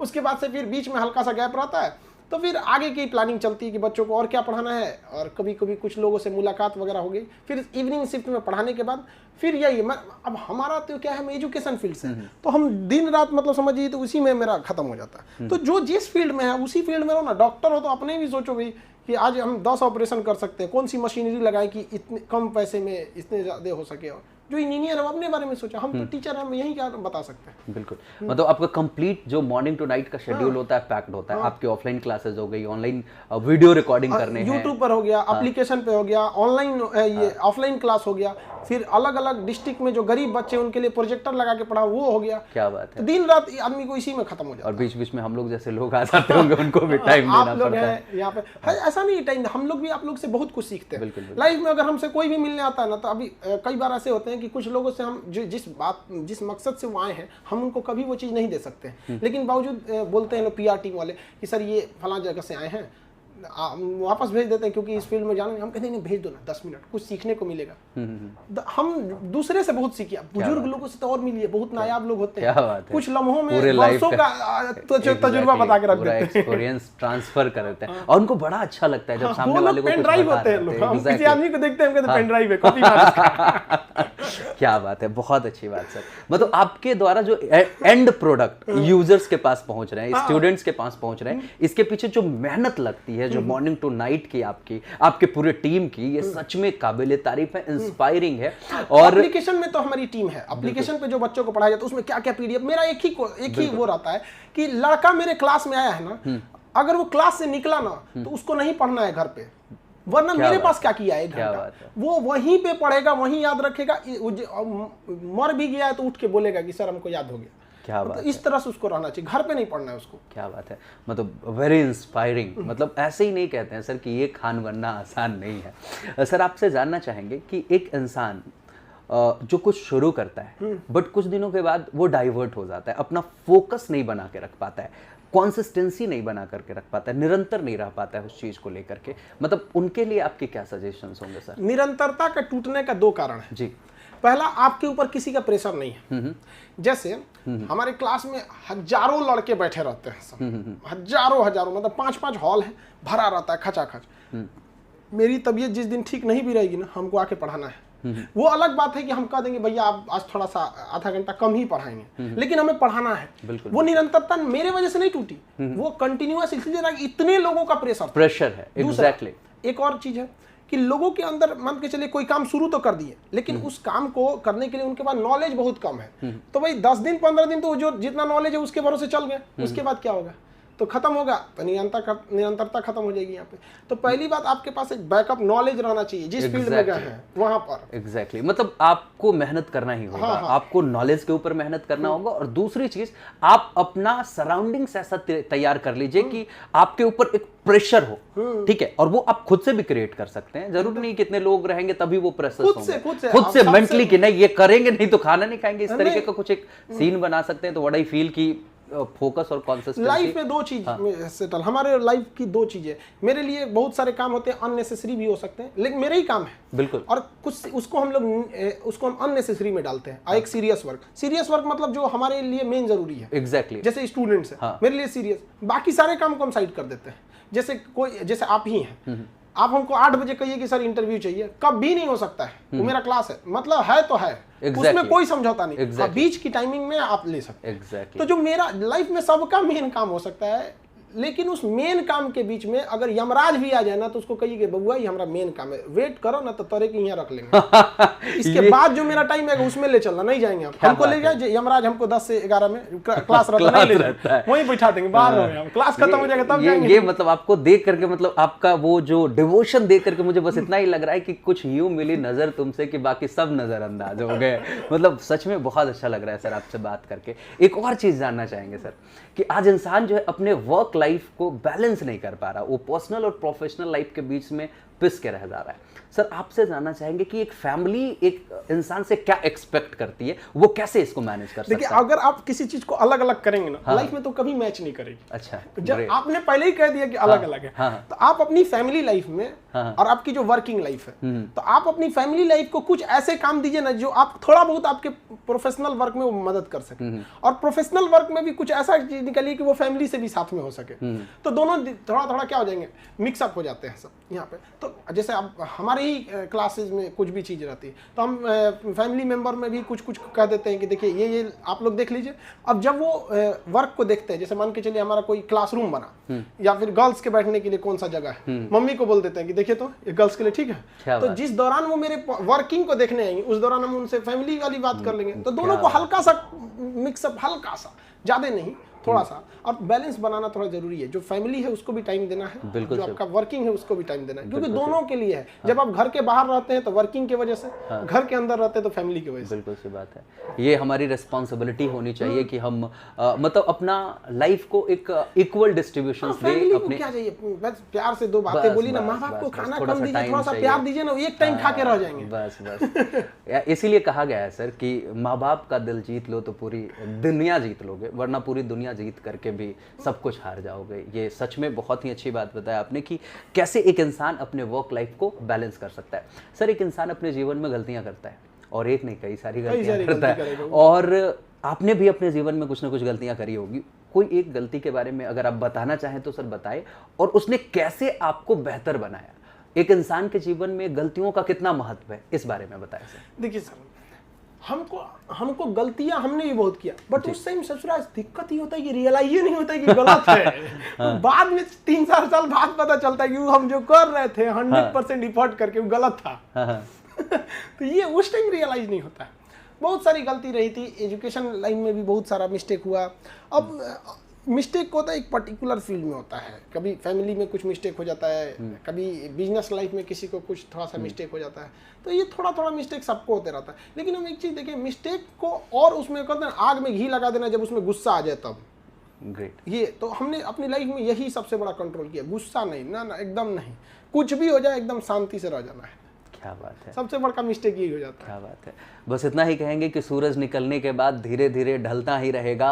ये गलतियां हैं साहब, ये सिलसिला तो चलता ही रहेगा। बस हमें करना क्या है, उन गलतियों से सीख कर जीवन में आगे बढ़ते रहना है। और मुझे विश्वास है कि इस वीडियो को देखने के बाद, खान सर को सुनने के बाद, आप अपने जीवन में भी एक शानदार परिवर्तन लाएंगे। आप उन गलतियों से सीखेंगे और आप अपने आप को बेहतर बनाते जाएंगे। गलती में क्या होता है कि अगर आप एक गलती किए तो उसको हम माफ कर सकते हैं, चलिए उसी टाइप की दोबारा गलती किए ना तो अपना जूता निकाल के खुद को मारिए। सही बात है, ये सबसे जरूरी चीज है लाइफ में। मतलब इसका मतलब है कि आप प्रीवियस मिस्टेक से आपको सीखे नहीं, आप नालायक है। सीरियस सी बात है, खुद को गाली दीजिए और आप जो बोले जूता मारना, बिल्कुल मारना, मारने में कोई कमी नहीं। बिल्कुल सी बात है सर। यहाँ पे एक सच में ये मेरा पर्सनल हो सकता है, या हमें लगता है कि बहुत सारे पेरेंट्स भी चाहते होंगे कि इसके जवाब आप जरूर दें, क्योंकि आज बहुत सारे बच्चे, छोटे छोटे बच्चे, मैं जब यहाँ आ रहा था तो मेरे फैमिली का एक छोटा सा बच्चा जिद कर रहा था कि मुझे भी चलना है खान सर से मिलने के लिए। आई वाज लाइक कि क्योंकि पूरा मेरा दिन जाने वाला था तो मैं उसे लाया नहीं, बट हाँ पर्सनली आई कैन से कि आपका बहुत बड़ा इम्पैक्ट है छोटे छोटे बच्चों पे भी।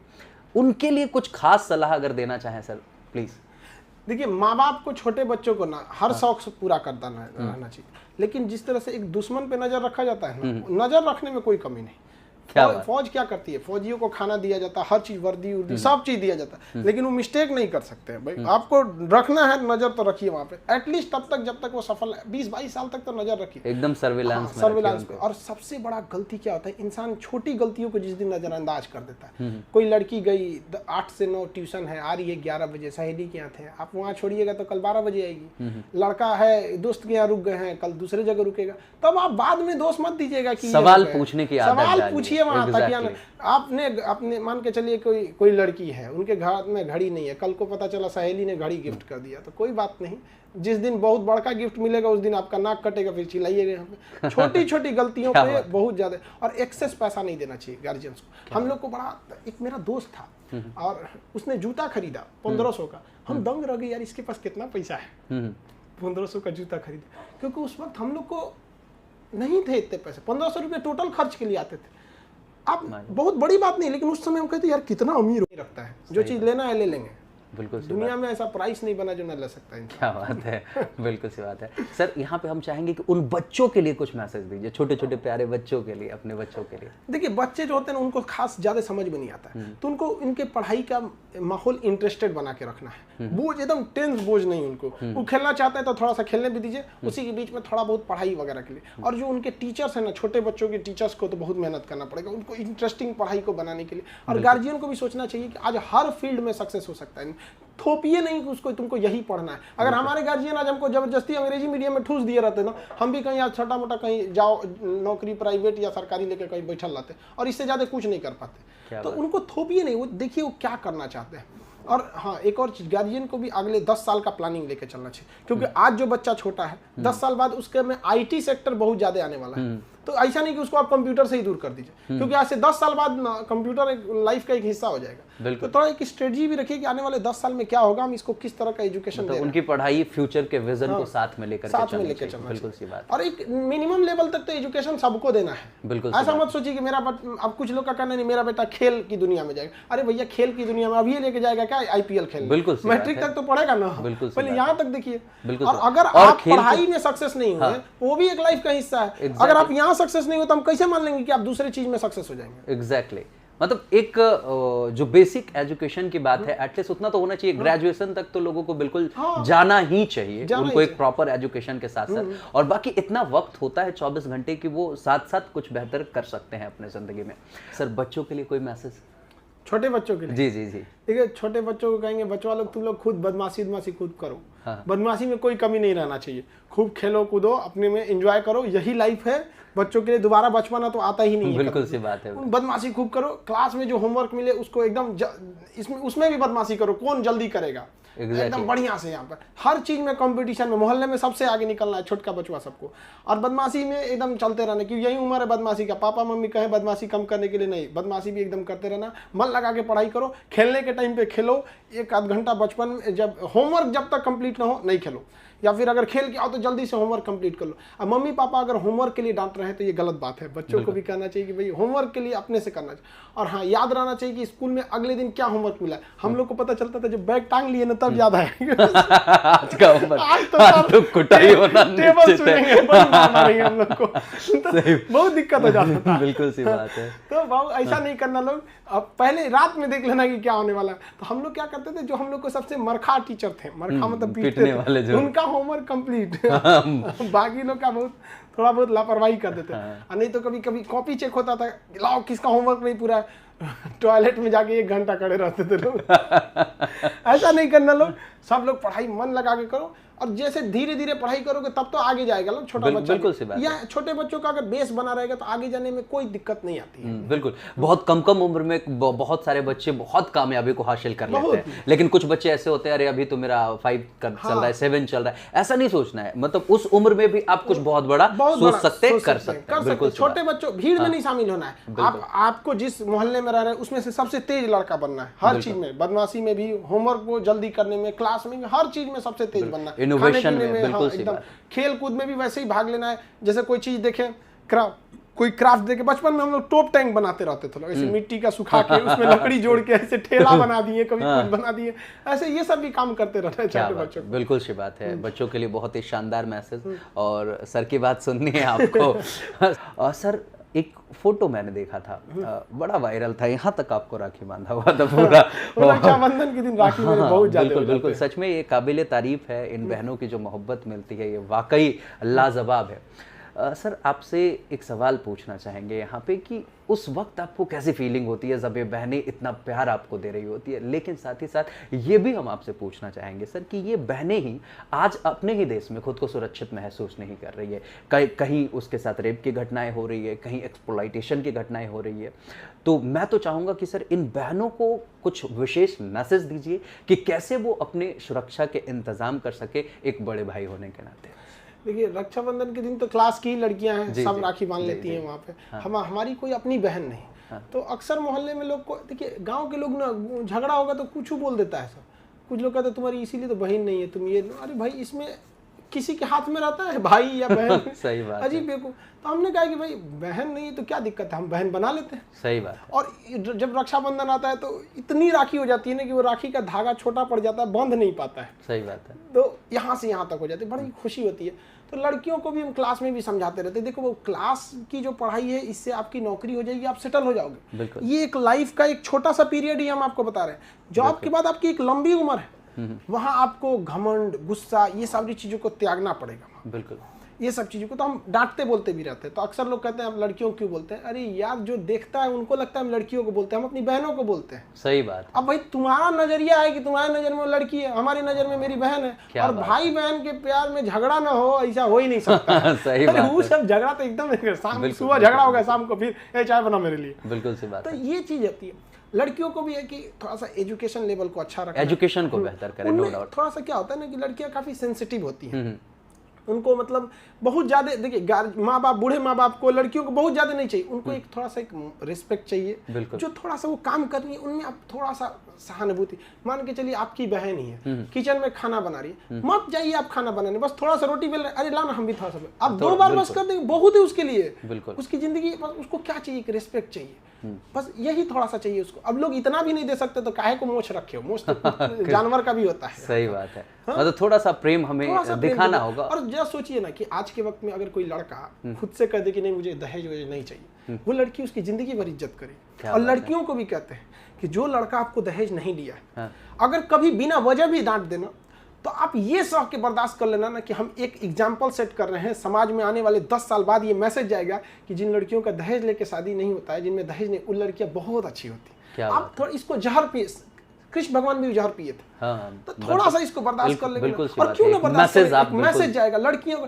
तो धीरे धीरे अगर ऐसा माइंडसेट हो जाता है समाज में, और आने वाले 10 साल बाद एक मैसेज कितना अच्छा जाएगा, भाई जिन लड़कियों का आदमी दहेज नहीं ले रहा है, कितना परिवार को अपने की तरह रख रही है, वहां पर कुछ नहीं जाता है। आपको समझिए कि आप लड़कियों से भी कहते हैं कि आपका 10 साल का प्लान है, अगर घर में इज्जत मिल रही है तो माँ बाप को, अपने माँ बाप से ज्यादा समझिए। कुछ नहीं जाता है कि दिल में आपके क्या है, मुंह से मैंने रखता है, माताजी पिताजी, थोड़ा सा बस यहाँ पे तो एक माइंडसेट कर लीजिए। धीरे-धीरे इंसान मशीन तो है, नहीं। जब आप एक्सप्रेस करेंगे तो वो बिल्कुल सी बात है, तभी पता चलेगा। बिल्कुल सी बात है। तो 10 साल में अगर ये लड़कियां चाहे ना, खुद ही दहेज को खत्म कर देंगे। क्या बात है। अगर किसी सास बहू में झगड़ा हो रहा है तो कोई सबसे पहले जाके अगर ये सवाल पूछा जाए, किसकी गलती अभी पूछा जाता है, ये दहेज लिए थे क्या, कहेंगे हाँ, तो सुनो तब गाली। सही बात ये है। एक माइंडसेट जिस दिन बनेगा दहेज अपने खत्म हो जाएगा। और लड़कियां कर सकती हैं ये। तो हम तो यही मैसेज देना चाहेंगे सारी लड़कियों को कि भाई आप शादी से पहले एक बार धीरे मैसेज करना, भाई दहेज मत लीजिए, आपको हम कोई शिकायत का मौका नहीं देंगे। आपको मायके आना है, अगर दहेज नहीं लिया तो पूछ के आइए, माता जी आप 2 दिन कहिएगा तो ठीक है, 2 दिन से पहले ही पूछ लो, माता जी चले आए। ताकि धीरे धीरे 10 साल में ये मैसेज सेट हो जाता है। एक कुप्रथा को हम लोग ऐसे जीत जाएंगे। बिल्कुल। रही बात लड़कियों से छेड़खानी, ये माँ बाप की भी जिम्मेदारी है, बच्चों को भी समझाए कि तुम्हारी बहन को कोई अगर बोलता है तो बर्दाश्त नहीं होता है तो दूसरे की भी बहन है। बिल्कुल और गर्ल्स को भी देखिए, बारिश होता है ना तो हमें छाता लगाना चाहिए, बिल्कुल सही बात है। बारिश को रोकने का इंतजार नहीं करना चाहिए, छाता लगा के अपने का। तो कुछ ऐसे जगह है या फिर ऐसे लोग हैं, उनसे बच के रहना चाहिए। और कई लोगों में तो सजा का सबसे बड़ा चीज है कि लड़कियों के प्रति जो सजा का प्रावधान है बहुत धीमा है। दामिनी जैसे कांड में एग्जैक्टली वकील लोगों ने इतना पढ़ाई कर लिया बिल्कुल। कि उनका पढ़ाई हमारे लिए सरदर्द बन गया। इतने विद्वान वकील पढ़े हैं सर कि मर्डर केस को 10 साल घिंच देते हैं। बिल्कुल सी बात। अब क्या कीजिएगा, उनकी विद्वता है, वहाँ पे ऐसा सरदर्द हो जाता है। 1 साल के अंदर अंदर आप सजा दीजिए, देखिए कैसे होता है। एसिड अटैक वाली लड़कियों को हम क्या बोलते हैं, ये हम जो बात बोल रहे हैं ये कानून के हिसाब से गलत है, बट जो एसिड अटैक लड़कियों पे हो जाता है ना, उनको जिस लड़के ने एसिड अटैक किया ना 1 साल 2 साल तो उनको बेचारी को इलाज में लग जाता है, जब तक वो 2-3 साल उसके रिश्तेदार या जो लड़का वो भूल जाता है। बाल्टी से नहला दो खानदान को, देखिए हर लड़का के ऊपर एसिड उठाने से पहले सोच लेगा यहाँ पर। एक पुलिस वाला जानते हैं सर, गुंडा पर अटैक करने से पहले डर जाता है कि मेरी फैमिली है। बिल्कुल सही। लेकिन एक गुंडा क्यों नहीं डरता है कि मेरी फैमिली है? सही बात है, क्योंकि उसको पता है कि तो मैं कभी बच ना जाऊंगा। कभी आपको बियॉन्ड आपको लिमिट जाना पड़ेगा। बिल्कुल। आप 2 लोगों के बारे में सोचेंगे तो 10 लोगों की लाइफ खराब होगी। ट्रेन का ड्राइवर अगर पटरी पे किसी इंसान को देखता है तो ब्रेक मार के उसे जान बचा सकता है, लेकिन मारेगा तो पीछे 100 लोग मरेंगे। बिल्कुल। तो ऐसे इतना कठोर सजा दीजिए इस मामले पर, इस मामले में इतना कठोर कि एक माइंड सेट बन जाए, लोगों का खून खोल जाए। आप एक बात बताइए, आप किसी के घर में चोरी कर सकते हैं, संसद भवन में चोरी करेंगे? सही बात क्या है, राष्ट्रपति भवन में एक से एक सामान मिलेगा, थोड़ा चोरी करके देखें, काट डालेंगे सब वहीं बैठ के। सही बात है। होता है कि नहीं? आप किसी भी लड़की को छेड़खानी कर देंगे, पता चलेगा लड़की का बाप विधायक है, करेंगे? सीधी बात। तो लड़कियों के मैटर पे इतनी स्ट्रिक्ट कानून होनी चाहिए कि भाई कोई हो तुमको सरेआम थूर दे, एकदम बढ़िया से थूरो यहाँ। तो सजा को अगर हम कम करते हैं या सजा देने में लेट करते हैं तो हम उसी क्षण 10 अपराध को जन्म देते हैं। ये लड़कियों के साथ होता है, ये बहुत गलत होता है। क्या बात है। और क्या कहिएगा सर, उस दिन ताला टूटेगा संविधान की पेटी का जब जिस्म निचोड़ा जाएगा नेता की बेटी का। सही बात। तब समझ में आएगा वहां पे कानून बनाते हुए बैठ के यहाँ पर आप बताइए एक इतना सख्त कानून की जरूरत है देश में लड़कियों के प्रति। बिल्कुल सी बात है सर। यहाँ पे 2 बातें निकल के आई। पहली तो ये कि लड़कियां खुद अपनी सुरक्षा के इंतजाम करें, लाइक मतलब अपने आप को बेहतर बनाए, अपने आप को सबल बनाए, अपने आप को आत्मविश्वास से भर ले, क्योंकि ये एक्सप्लॉइटेशन के केसेस भी कॉर्पोरेट वर्ल्ड में हमने देखा है कि जनरली होते हैं, लेकिन उन लड़कियों के साथ नहीं होते हैं जो पढ़ी लिखी थोड़ी सी ज़्यादा होती है, बाकियों से थोड़े से उसके स्टैंडर्ड, उनके एक्सपीरियंस का, उनके नॉलेज का स्टैंडर्ड थोड़ा सा ज़्यादा होता है। तो अगर लड़कियाँ अपनी पढ़ाई पे फोकस्ड होकर के अपने आप को बेहतर बना लेंगी तो टू एन एक्सटेंट एक घटनाएं घटेगी। और लेकिन कुछ ऐसे विकृत मानसिकता वाले लोग होते हैं जो बिल्कुल इस तरीके की चीज़ों को अंजाम देंगे। तो उसके लिए आपने जो बोला सर, जो सजेशन दिया कि एकदम स्ट्रॉन्ग के प्रावधान हो, बिल्कुल कि ऐसी सजा का प्रावधान हो कि फिर वो हिम्मत ना कर सके, जुर्रत ना कर सके इन तरीके की घटनाओं को अंजाम देने के लिए। सर यहाँ पे एक और बात, मतलब अगर सिर्फ हम लड़कियों की बात करेंगे तो बेईमानी होगी। कई बार देखा जाता है कि बहुत सारे लड़के भी लड़कियों की वजह से बेइज्जती का सामना करते हैं, बड़ी मुसीबत में फंस जाते हैं। लखनऊ में जो अभी अभी एक प्रियदर्शनी ऐसा ही कुछ नाम था शायद। तो इस तरीके की घटनाओं पे आपके क्या विचार होते हैं? देखिए सर, जो ऐसी जैसे लखनऊ वाली जैसी घटनाएं हो गई, ये घटनाएं, ये घटना भी है इस समाज में। अब ऐसी घटनाओं की वजह से महिलाओं की जो सुरक्षा है वो और कम होने लगती है। रीजन क्या है कि जब कभी कुछ ऐसी महिलाएं जिनकी दूरदर्शिता नहीं रहती है, रेस्पेक्ट के नाम पे ईगो थोपती हैं। बिल्कुल, ये चीज नहीं रहना चाहिए। आपका रिस्पेक्ट कोई कम नहीं कर, लेकिन आपके रिस्पेक्ट का मतलब ये नहीं कि आप दूसरे का रिस्पेक्ट खत्म कर दें। एग्जैक्टली। तो ऐसी महिलाएं ना खुद अपना तो लॉस करती हैं, एक पूरी महिलाओं की कम्युनिटी का लॉस करती हैं। Exactly. इससे क्या है कि अगर कल किसी महिला के साथ सही में कुछ घटनाएं होती हैं तो लोग उसको कहेंगे ये लखनऊ वाली लड़कियां है, उसी टाइप की लोग बोलने लगते हैं। ये गलत है। और लड़कियों को भी कहते हैं कि आप फर्स्टली डिसाइड कर लीजिए जो आपसे बात करने आ रहा है या जो कर रहा है, इसका आगे 6 महीना बाद इसका इंटेंशन क्या है। लड़कियां कहते हो तो नॉर्मल हेल्प करता है, अरे तुम एक बार समझो उसको। अगर कोई भी लड़का अगर आपको एक अनयूजुअल किसी भी तरह का कमेंट करता है, उसके कुछ इशारे होते हैं, आप वहीं उसको बोलिए और इस तरह से बोलिए जैसे 10 आदमी और सुने। क्या बात है। जब हम वहां उसको, जब लड़कियां उन्हें थोड़ा थोड़ा छोड़ने लगती है ना, ढील देने लगती हैं, तो फिर जब वो पौधा जब पेड़ निकल जाता है तो फिर उसको कुचलना बड़ा मुश्किल हो जाता है। बांस वाली जो घटना होती है। रीजन के उस लड़के के लिए भी ना कुछ एक तरफा वो सपना सजाए रखने लगता है। एग्जैक्टली। और कोई सपना जल्दी टूट जाता है तो तकलीफ नहीं होती है। अब लड़कियों को भी कोई सीधे ना कर दो। वहाँ पर हम लोग के साथ में एक लड़की थी, तो अभी उसकी शादी हुई, तो उसने क्या कर रखा पता है, 8-10 साल पहले ही, मतलब उसकी अभी कुछ भी नहीं हुई थी, सगाई उगाई भी नहीं हुई थी, सबको बोलती थी मेरी सगाई हो गई है, ये है वो है। तो हम लोग उसको कहते हैं शादियाँ करना है, तब ना हम लोग मतलब ऐसे। बाद में पता चला ना कि उसकी सगाई नहीं हुई थी। अच्छा। तो कहा ऐसा क्यों?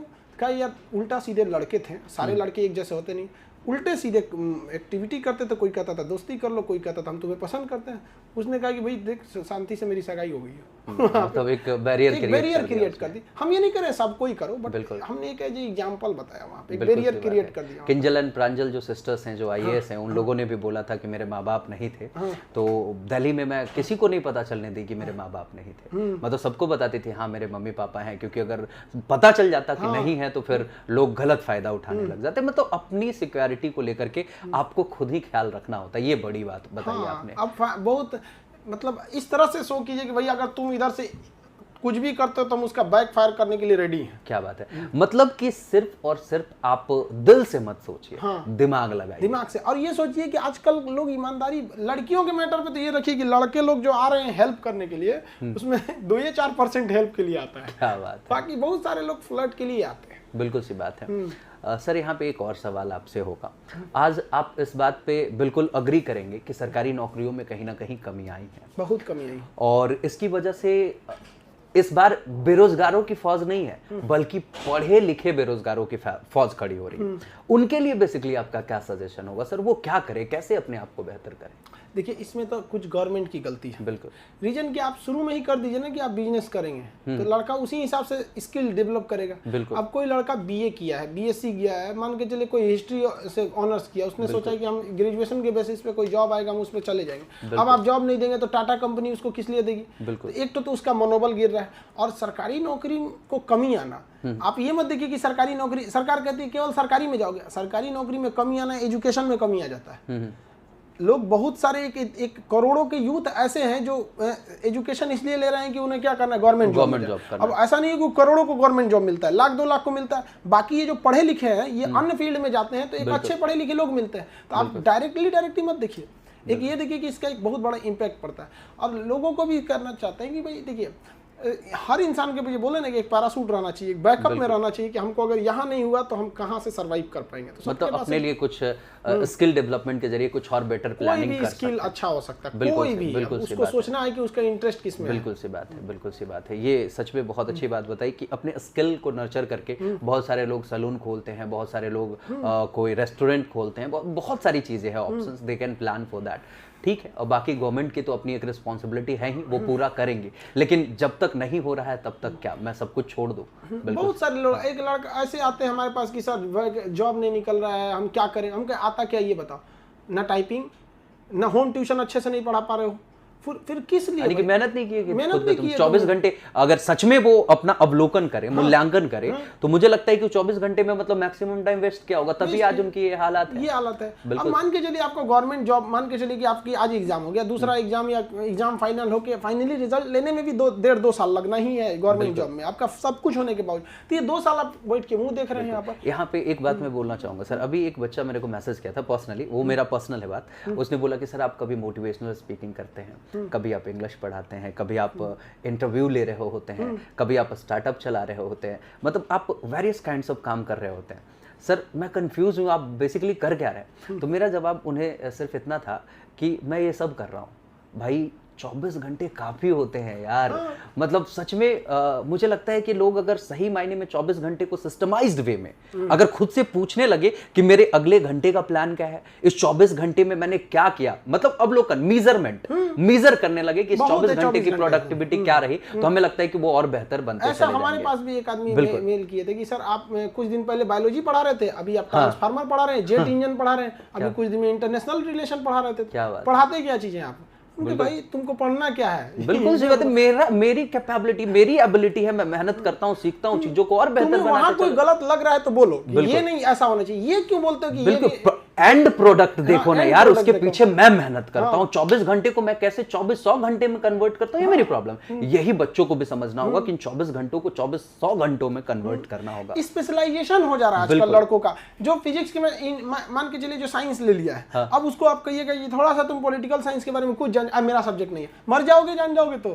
तुम्हारा सब्जेक्ट नहीं है, जो गेम खेल रहे हो वो भी तुम्हारा नहीं था, फोन पे बतिया रहे हो वो भी तुम्हारा सब्जेक्ट नहीं था, बिल्कुल, but तुम टाइम कर पास कर रहे हो तुम्हारा सब्जेक्ट। अगर ये कर लिए होते तो कुछ तो सीख गए कुछ तो होते। सीख गए रहते तुम बिल्कुल लोग। सी बात है। हाँ। आज मतलब खान सर को अगर देखा जाए तो एजुकेशन में वो डॉक्टर्स के लिए हो, इंजीनियर्स के लिए हो, लॉयर्स के लिए हो, मतलब कोई ऐसा सेगमेंट नहीं बचा हुआ है जिसके लिए आप नॉलेज नहीं दे रहे हैं। तो कोरोना अगर में आप तो भी कह रहे खुद थे कि आप कोरोना को कैसे बता रहे होंगे, भाई हम डॉक्टर नहीं है। बिल्कुल सी बात जो है। बता रहे हैं उसको बताओ, उसमें गलत नहीं है। That is वो it. अलग बात है कि हम डॉक्टर आपको नहीं हैं। समझ आ रहा है ना, हाँ, बस। आप सीख रहे हो ना, वेल एंड गुड। तो वही चीज़ है, हमें लगता है कि अभी के बाद बच्चे खुद में सुधार करेंगे, अपने आप को बेहतर बनाएंगे। सर आए दिन सोशल मीडिया पे रेगुलर कभी आपको प्रधानमंत्री बनाने की बात चल रही होती, कभी कोई मुख्यमंत्री बना रहा है, कभी कोई आपको राष्ट्रपति बना रहा है। सर यहाँ पे मैं जानना चाहूँगा आपसे कि सचमुच में अगर आपको प्रधानमंत्री बना दिया जाए तो आप पहला वो 3 काम कौन सा करेंगे और आपका सबसे बड़ा फोकस किस चीज़ पे होगा? देखिए, कोई जरूरी नहीं कि किसी को प्रधानमंत्री, हर इंसान सब कुछ नहीं कर सकता। राजनीति बहुत बहुत जटिल चीज है। एग्जैक्टली। मतलब वो हम लोग के ऊपर की चीज है। बिल्कुल बिल्कुल कहते हैं लोग कि बहुत आसान है, बिल्कुल। यूपीएससी से टफ है। बिल्कुल बिल्कुल सी बात है।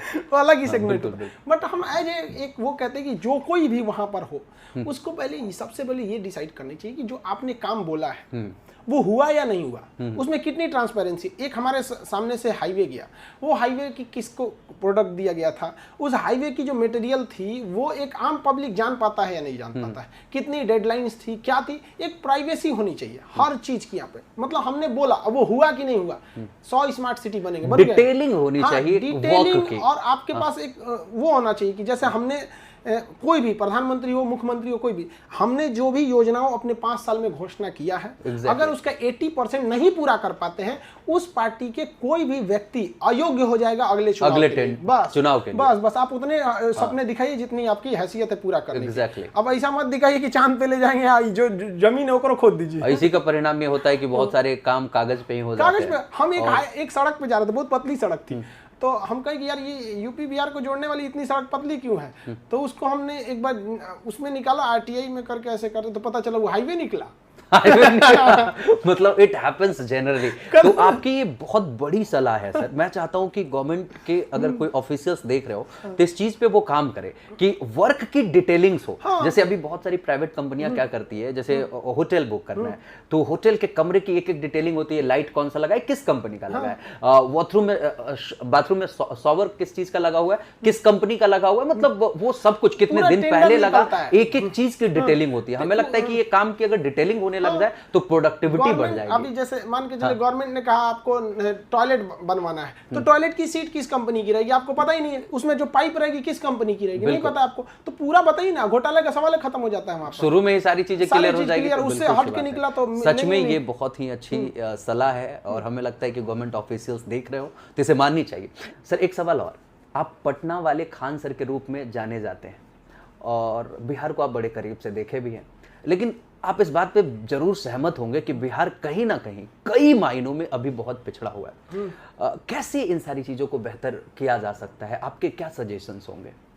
सर देखिए, बिहार में एक अजीब सी भावना ये हो गई है ना कि बिहारी, हाँ। हमारे पास कई लोग आते हैं कहते हैं सर हम भी बिहार से, हम कहे भाई ऐसा क्यों बोल रहे हो कि हम भी बिहार से, इंडिया से ही हो ना, कोई ऐसा थोड़ी है कि तुम गुजरात के रहोगे तो तुम अच्छा रहोगे तुम भगा देंगे, या तुम गलत भी हो बिहार से रहोगे तो सही कर। एक ये वाली भावना है ना, हम बिहारी। आप नहीं देखेंगे कि मतलब ऐसा कि हम दिल्ली में कि हम दिल्ली वाले हैं, या ऐसा, मतलब बिहार में ये चीज ज्यादा देखने को मिलती है, हम बिहारी हैं। बिल्कुल। और दूसरा कि ये लोग एक्सेप्ट नहीं कर रहे हैं कि हम अभी भी पीछे हैं। बिल्कुल। हमने कई आदमी से कहा कि यार बिहार बहुत पीछे है, क्या बात करते हैं, आर्यभट्ट यहीं का, अशोक यहीं का, चंद्रगुप्त, अरे भाई साहब आधा घंटा गिनाएगा। सुनो ये सारी चीजें है ना, ये 1000 साल पहले की बात है। बिल्कुल। पिछले 20 सालों में दिखाओ क्या क्या चीज था। एग्जैक्टली। वो तो उन लोगों का रखी पूंजी जिसके ब्याज से आज चल रहे हैं, सर उठा के जी रहे हैं हम लोग, राजेंद्र प्रसाद, अशोक, ये लोग बड़े बड़े विद्वान जो रहे हैं, आर्यभट्ट, उनका ब्याज क्या चल रहा है यहाँ पर। बिल्कुल। अभी क्या दे रहे हैं, नालंदा विश्वविद्यालय खंडहर हो गया। एग्जैक्टली। एजुकेशन के नाम पर, हायर एजुकेशन में बिहार में कोई ऐसी यूनिवर्सिटी संस्था नहीं है जो इंडिया लेवल में टक्कर दे सके।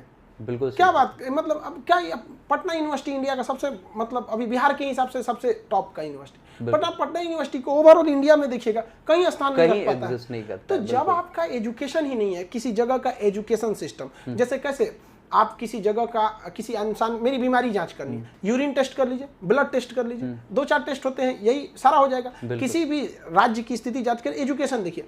आप बताइए बिहार में लड़का मैट्रिक का एग्जाम देता है, उसको पता है कि उसका कॉपी जांच करने किस कॉलेज में जाएगा, काहे बता रहे हो भाई साहब कि जाके वहां पैसा दे, है ना। दहेज प्रथा बिहार में क्यों बढ़ गई? क्योंकि लोगों ने खेत बेचकर नौकरी के लिए घूस दिया, 10 लाख रुपया का खेत बेचा, नौकरी दिया, बबुआ का सरकारी नौकरी हो गया। अब वो 10 लाख रुपया लड़की वाले से लेगा, तुम 10 लाख दे कि हम घूस दिए मेंटेन हो जाए। आप बिहार में दहेज देख रहे हैं, आप देखिएगा दहेज, सरकारी नौकरी है, दहेज लो यहाँ पर। एजुकेशन सिस्टम गड़बड़ है, तो यहाँ पे एक एजुकेशन सिस्टम को सुधारिए। यहाँ पे रोड ट्रांसपोर्टेबिलिटी इतनी गलत है कि बाकी लोग यहाँ बिजनेस के लिए आना नहीं चाहते हैं। किसी भी जगह पे अगर आप 100 किलोमीटर 1 घंटे में ट्रेवल कर सकते हैं, कोई डेवलपमेंट में नहीं रोक सकता। दिल्ली से लोग भाग के नोएडा आ गए, रीजन क्या है कि दिल्ली में जितना देर में नोएडा से दिल्ली पहुंचना है, सटाक से पहुंच जाइए, पहुंचिए ना थोड़ा बिहार में नहीं संभव। एयरपोर्ट हमको यहाँ जाना होता है, पटना एयरपोर्ट हम 2 घंटे मार्जिंग लेके चलते हैं, बिल्कुल हद हो जाती है 2 घंटे। कई बार तो मतलब ट्रक टमाटर निकलते हैं, दूसरे जगह जाने के लिए रास्ते में सड़ जाते हैं। मेरे सामने एम्बुलेंस में ऑक्सीजन की कमी से लोग मर गए गांधी सेतु पे। तो एक ये चीजें बहुत गड़बड़। रोड ट्रांसपोर्टेशन बिहार में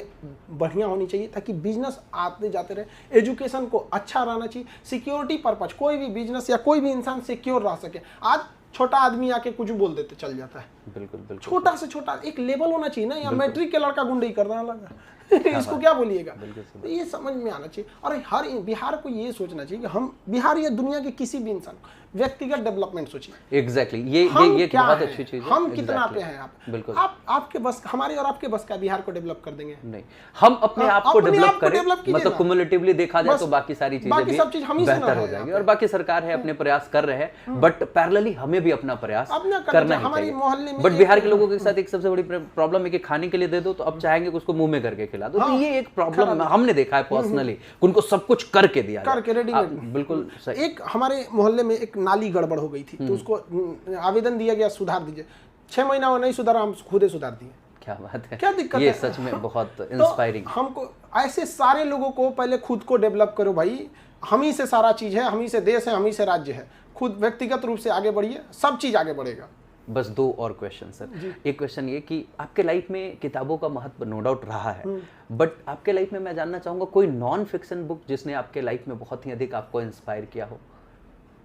सर देखिए, हम किताब वही पढ़ते हैं जो हमको बच्चों को पढ़ाना रहता है, या फिर कुछ ऐसे मतलब जो हमारे यूज की रहे। आज तक हम किसी के जीवनी नहीं पढ़े हैं। क्या बात है। मतलब अब आपकी जीवनी पढ़ी जाएगी, जो मुझे समझ में आ रहा है। मैं तो इतना ही कहूंगा कि किताबों सी हो गई है जिंदगी, अब हर कोई पढ़ रहा है खान सर को। मतलब ये सच में बड़ी इंस्पायरिंग है कि आपने नहीं पढ़ा, बट नो डाउट अभी आपके ऊपर बायोपिक की बातें चल रही है, आपके ऊपर किताबें लिखी जा रही है, इंटरव्यूज हो रहे हैं। ये सच में बहुत ही अधिक इंस्पायरिंग है। जरूरी नहीं कि मेरी कहानी से कोई और सीख ले, ये जिंदगी एक एग्जाम है। एग्जैक्टली। सब लोग एक दूसरे से नकल कर रहे हैं, बिल्कुल। पता ही नहीं है कि सबका क्वेश्चन पेपर अलग है। बिल्कुल बिल्कुल, फेल हो जाएगा वो। बिल्कुल सी बात है। सर एक और क्वेश्चन कि इस बार ओलंपिक के परफॉर्मेंस के बारे में आप क्या कहना चाहेंगे, और क्या कुछ बदलाव किए जाते तो ये और बेहतर हो सकता था? देखिए, ओलंपिक में नो डाउट हम लोग के नीरज चोपड़ा जी ने बहुत अच्छा काम किया। हर बहुत जितने लोगों ने, जितने हमारे खेल में भाग लिए, बल्कि अगर आप ध्यान दीजिएगा, जीतने के बाद जिस तरह से उनका मनोबल बढ़ाया गया, जीतने से पहले अगर उस तरह से किया रहता तो जितने मेडल आए हैं एटलीस्ट उसके डबल तो इजीली आ सकते थे। यहाँ जो कोई भी ओलंपिक मेडल जीता है वो खुद के अपने दम पर जीता है। बिल्कुल बिल्कुल। जो एक देश को उनके प्रति करना चाहिए वो नहीं किया गया है, जो एकदम रियल बात बता रहे नहीं किया गया है। आपको पता होगा कि जो मिसाइल छोड़े जाते हैं या जो जहाज बनते हैं, तो उसका एक बैलिस्टिक टैंक में टेस्ट होता है। उस मिसाइल को रखा जाता है, वहां से हवा प्लास किया जाता है, फिर देखा जाता है हवा कैसे कट रहा है, कौन सा डिजाइन को सीधा करना है। चाइना ने अपने तैराकों को, अपने एथलीट को उस तरह से बैलिस्टिक टैंक में डाल के ट्रेनिंग दिया है, जहां मिसाइलों की ट्रेनिंग हो, वो कह रहा है कंधा नीचे करो, ये करो, और हमारे यहाँ कूद जाओ गढ़ा में।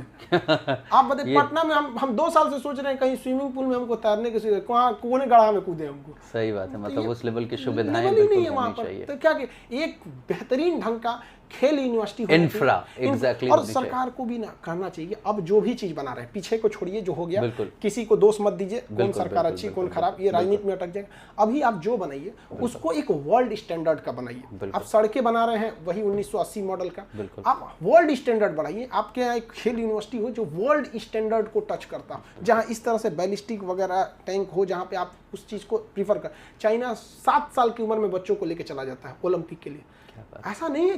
चाइना 2010 से मेडल, जब उसके यहाँ बीजिंग ओलंपिक हो रहे थे 2008 में हो रहे थे, हाँ उस समय में, तो उसने कहा था कि मुझे टॉप पे आना है 10 साल में आगे वाले, तो 10 साल आगे का प्लान कर रहा है। हमारे यहाँ 10 साल में सरकार बदल गई, सब बदल गया था। हमारे यहाँ यही नहीं होता है, सरकार बदली सब बदल गया। अब धीरे धीरे चीजें बदल रही है, नो तो डाउट। 10 साल का प्लान रखना चाहिए। छोटे बच्चों को लीजिए कि उसमें स्किल है या नहीं, मैट्रिक से ही उठा पूरा लीजिए, नर्चर उसको नर्चर कीजिए पूरी तरह से, सही हो जाएगा। सच में बहुत अच्छी बात। सर आखिरी सवाल आपसे आज के इंटरव्यू के लिए, और सच में ये मेरे लिए खास होने वाला है। कई बार मैं देखता हूँ कि कई सारे इंसान कोई सपना देखता है और वजह कुछ भी हो, कई बार वो अपने सपनों को पूरा नहीं कर पाता है। नो डाउट आप आज एक बहुत बड़ी शख्सियत है, लेकिन आपने भी एक सपना देखा था कि आपको आर्मी में जाना है। जानना चाहेंगे सर कि क्या ये सपना आज भी जिंदा है? क्या उसको पूरा करने की ख्वाहिश आज भी आपके भीतर जीवित है?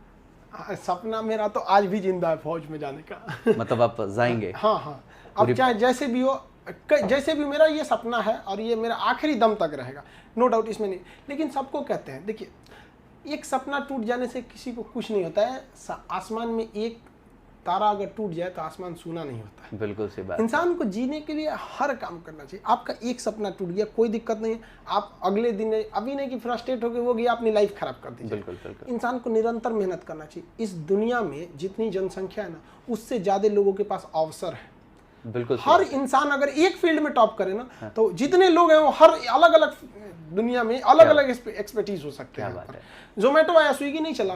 बिल्कुल सी बात है। मतलब आपने एक अच्छी बात कही कि ऑप्शंस है, बट लेकिन वो ऑप्शंस अपॉर्चुनिटीज आपके लिए कब होंगी? जब आपकी तैयारी उस लेवल पे होगी। और एक वक्त मैंने कहीं पढ़ा था कि लक वो है जब आपकी प्रिपरेशन अपॉर्चुनिटीज को मीट करे, नहीं तो अवसर आएंगे निकल जाएंगे, आप उसका फायदा नहीं उठा पाएंगे। सच में बहुत ही शानदार रहा सर इंटरव्यू। और मुझे लगता है कि जब आप कोई सपना देखते हैं, जैसे मेरी अपनी पर्सनल फीलिंग है, आपने बहुत अच्छी बात कही, बट वो सपना जिंदा रहना चाहिए। पूरा हो या ना हो, वो कहीं ना कहीं एक गुड फील देता है। लगता है कि यस मैं इसके लिए कुछ कर रहा हूँ। आपको पता, हम यहाँ जो भी हमारे लिए एक आर्मी के लिए हम आज भी जो भी क्लास लेते हैं या फिर जो भी यूट्यूब पर वीडियोस लेते हैं, हम ये सोचते हैं कि इंसान आर्मी को किस नज़र से देखते हैं कि ये आएगा सब कुछ सेटल करके चला जाएगा। तो हम क्लास भी लेते हैं तो वो ये ना सोचे कि कल को कोई कहे कि भाई टीचर से आदमी उम्मीद रखता है कि चलो आज नहीं बताया तो अगले में बताएगा कुछ, लेकिन आर्मी से कोई इस तरह से उम्मीद नहीं। आदमी से एकदम परफेक्ट, हाँ ये होगा तो होगा। इसलिए हम कोई भी काम करते हैं आर्मी वाली क्वालिटी आपने अडॉप्ट कर ली। मतलब कि कहीं ना कहीं सपना जो आर्मी बन करके आप पूरा कर सकते थे, civilian army you can say it. Sir thank you so much sir for being in the show. बस इतना ही कहेंगे लोगों को कि सपनों को भूल कर जिया तो क्या जिया, दम है तो उसे पाकर दिखा। अरे लिख पत्थरों पे अपने जिंदगी की कहानी और सागर को बोल, दम है तो मिटा कर दिखा, दम है तो मिटा कर दिखा। Thank you so much sir. एक फाइनल मैसेज कुछ अगर आप देना चाहें। देखिए सबको कहते हैं कि समय के साथ मत खेलिए, क्योंकि वक्त मत लगाइए ये निर्धारित करने में कि आपको क्या करना है, वरना वक्त निर्धारित कर देगा कि आपका क्या करना है। क्योंकि बहुत सारे लोगों को हम देखे हैं कि समय पे छोड़ देते हैं, वक्त सब कुछ ठीक कर देगा। कभी कभी होता है, कभी कभी वक्त के साथ सब कुछ ठीक नहीं, सब कुछ बर्बाद भी हो जाता है। इसलिए जो करना है अभी कीजिए, कल क्या होगा अच्छा होगा ठीक है, गलत हो जाए तो आज के लिए उसके लिए प्रिपेयर रहना चाहिए। बिल्कुल सी बात, बहुत ही शानदार sir. Thank you so much for coming in the show sir. Thanks a lot.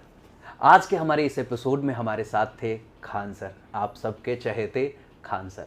मुझे विश्वास है कि आपने इस एपिसोड से बहुत कुछ सीखा होगा। एक अपील है आपसे, इस एपिसोड को ज़्यादा से ज़्यादा लोगों तक ज़रूर पहुंचाइए, क्योंकि सचमुच में अगर अच्छी चीज़ें लोगों तक शेयर होंगी तो लोग बहुत कुछ सीखेंगे और बेहतर भी बनेंगे। आज के इस एपिसोड में यहीं पे हम विदा लेंगे और फिर मिलेंगे अगले किसी एपिसोड में किसी और बड़ी शख्सियत के साथ, और हम और आप सीख रहे होंगे ढेर सारी चीज़ें। शुक्रिया।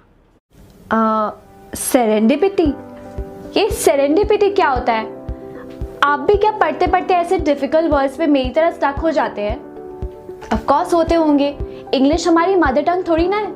तो आप ऐसे सिचुएशंस में अक्सर क्या करते हैं? कुछ खास नहीं, वही कट कॉपी पेस्ट करो, ऑनलाइन डिक्शनरी में मतलब ढूंढो या फिर फिजिकल डिक्शनरी खोल के बैठ जाओ और हमें आंसर क्या मिलता है? वही लंबा चौड़ा बोरिंग एंड कंफ्यूजिंग डिक्शनरी वाले मीनिंग्स जो कि कुछ समझ नहीं आता।